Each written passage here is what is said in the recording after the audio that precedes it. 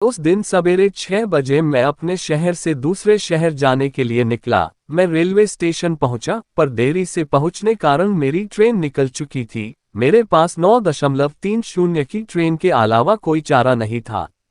मैंने सोचा कहीं नाश्ता कर लिया जाए। बहुत जोर की भूख लगी थी। मैं होटल की ओर जा रहा था।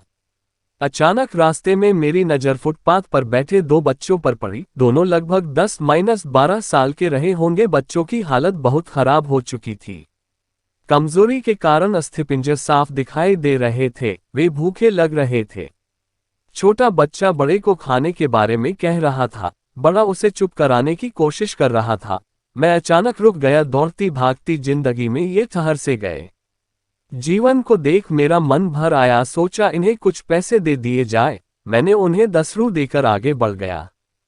तुरंत मेरे मन में एक विचार आया, कितना कंजूस हूं मैं। 10 रू क्या मिलेगा, चाय तक ढंग से न मिलेगी। स्वयं पर शर्म आई, फिर वापस लौटा। मैंने बच्चों से कहा, कुछ खाओगे? बच्चे थोड़े असमंजस में पड़े। मैंने कहा, बेटा मैं नाश्ता करने जा रहा हूं, तुम भी कर लो। वे दोनों भूख के कारण तैयार हो गए। उनके कपड़े गंदे होने से होटल वाले ने डांट दिया और भगाने लगा। मैंने कहा, भाई साहब उन्हें जो खाना है वो उन्हें 2 पैसे मैं दूंगा। होटल वाले ने आश्चर्य से मेरी ओर देखा। उसकी आंखों में उसके बर्ताव के लिए शर्म साफ दिखाई दी। बच्चों ने नाश्ता, मिठाई व लस्सी मांगी।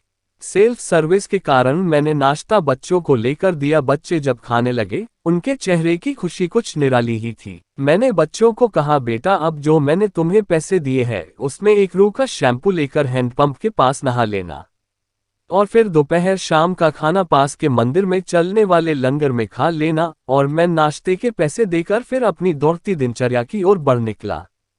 वहां आसपास के लोग बड़े सम्मान के साथ देख रहे थे। होटल वाले के शब्द आदर में परिवर्तित हो चुके थे।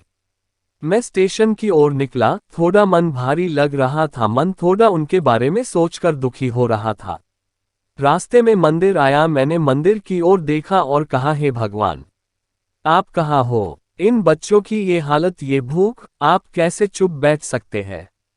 दूसरे ही क्षण मेरे मन में विचार आया, पुत्र अभी तक जो उन्हें नाश्ता दे रहा था वो कौन था? क्या तुम्हें लगता है तुमने वह सब अपनी सोच से किया? मैं स्तब्ध हो गया। मेरे सारे प्रश्न समाप्त हो गए। ऐसा लगा जैसे मैंने ईश्वर से बात की हो। मुझे समझ आ चुका था हम निमित्त मात्र है, उसके कार्यकलाप के वो महान है। भगवान हमें किसी की मदद करने तभी भेजता है जब वह हमें उस काम के लायक समझता है। किसी मदद को मना करना वैसा ही है जैसे भगवान के काम को मना करना। अतः आपको कोई भूखा या लाचार मिले या आपसे कुछ खाने के लिए मांगे तो आप अपनी सामर्थ्य अनुसार मदद जरूर करें, क्योंकि स्वयं भगवान ने आपको इस काम के लिए चुना है।